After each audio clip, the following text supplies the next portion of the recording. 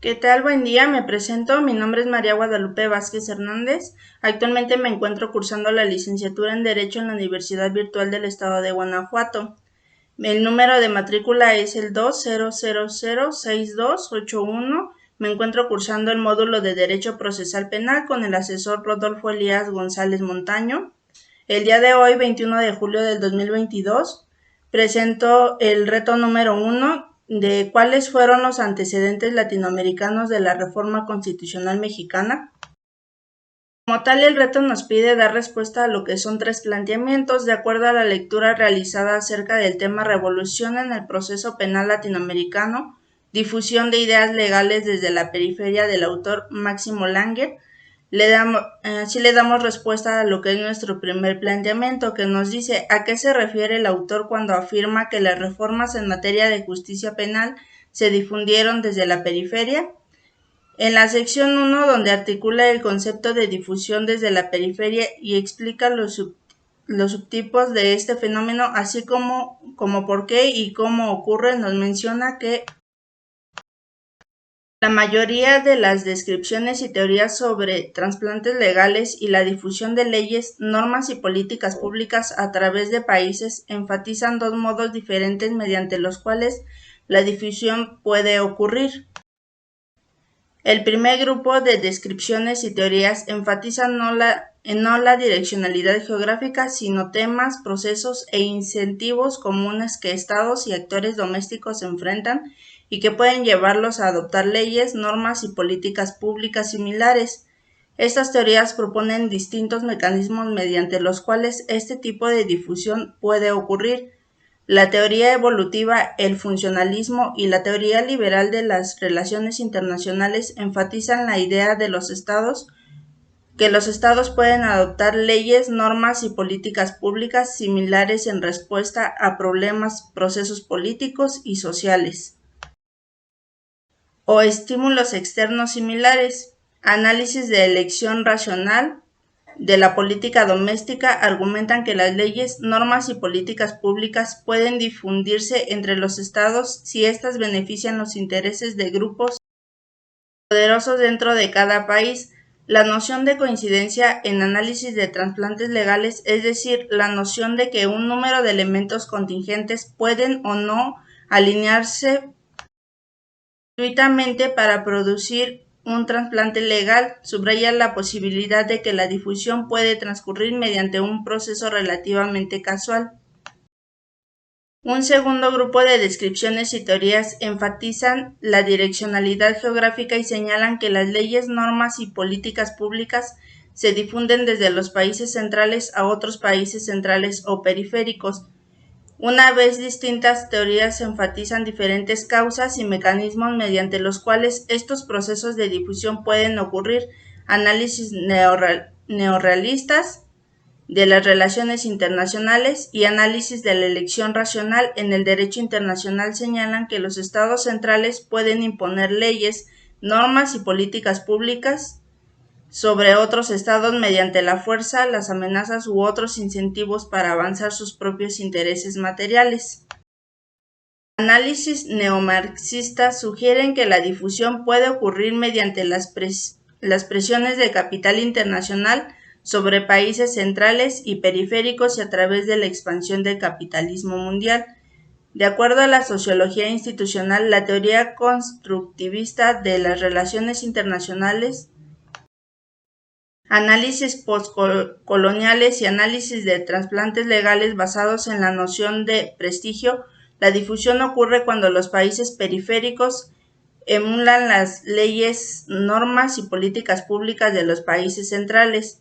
Análisis neobourdieusianos enfatizan que las ideas se difunden de los países centrales a otros países centrales o periféricos cuando estas ideas sirven los intereses de las élites en cada tipo de país.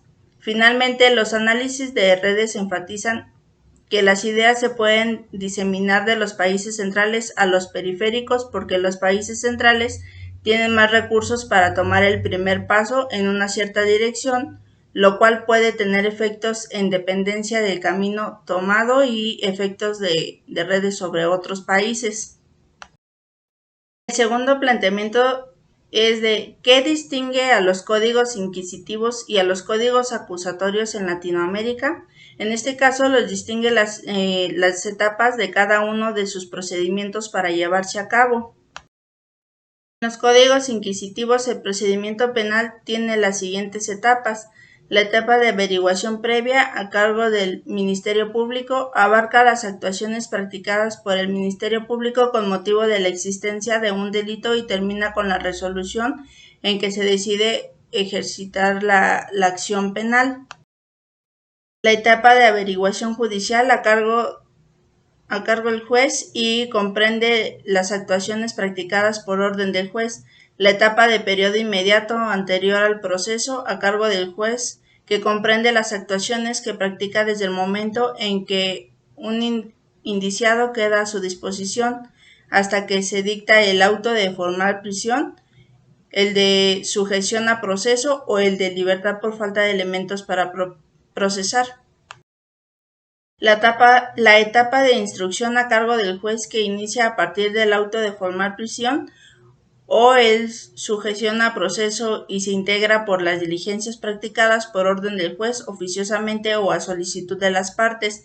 La etapa del juicio, que inicia con la acusación del Ministerio Público y termina con la sentencia que decide sobre la procedencia o improcedencia de la acusación. La etapa de ejecución de sanciones y está a cargo de lo que es el Poder Ejecutivo. En relación a los códigos acusatorios, nos dice que el nuevo sistema de justicia penal se rige por las siguientes etapas. La etapa de investigación se divide en dos fases. La primera fase de investigación desformalizada a cargo del Ministerio Público e inicia desde que tiene conocimiento de los hechos presumiblemente delictivos hasta antes que formule la imputación. La segunda fase de investigación complementaria o formalizada a cargo del Ministerio Público con la finalidad de que refuerce sus elementos de convicción. La etapa de investigación intermedia a cargo del juez de control, en el cual garantizará los derechos humanos de la víctima u ofendido y el imputado. La etapa de juicio a cargo del Tribunal de Enjuiciamiento, integrado por 1 o 3 jueces, comprende desde que se recibe el auto de apertura a juicio hasta la sentencia emitida. La ejecución de penas está a cargo de un juez, quien vigilará y controlará la ejecución de las sentencias en las cárceles.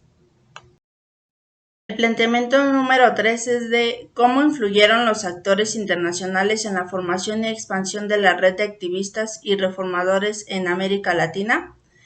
En esta parte, igual de acuerdo a lo que es la lectura, de acuerdo en la sección número 3, de análisis acerca de la ola de reformas procesales penales como difusión desde la periferia, nos dice que el trabajo ha explicado los principales factores que explican la diseminación de los códigos procesales penales acusatorios a través de América Latina.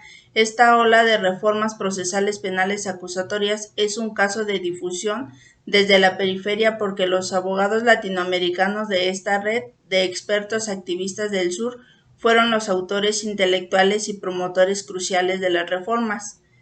Ellos propusieron el reemplazo de códigos inquisitivos por acusatorios como una solución a un número de problemas.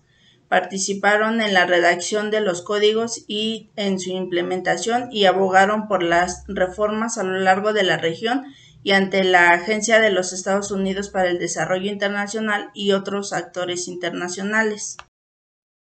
Como conclusión, de acuerdo a lo estudiado e investigaciones realizadas en base a la reforma constitucional en materia de seguridad pública y justicia penal en México, se puede comentar que la justicia penal y la seguridad pública son los grandes temas sobre los que versa la reforma constitucional y en un Estado de Derecho debe haber sistematización y armonía entre las normas fundamentales y las secundarias que se establezcan para regular las funciones de los poderes y las garantías y derechos de las personas en los procedimientos de orden público en los que participan.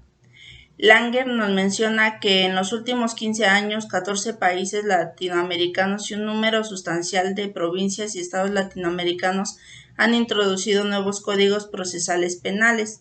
Estas reformas son posiblemente la transformación más profunda que los procesos penales de América Latina han experimentado en sus casi 2 siglos de existencia.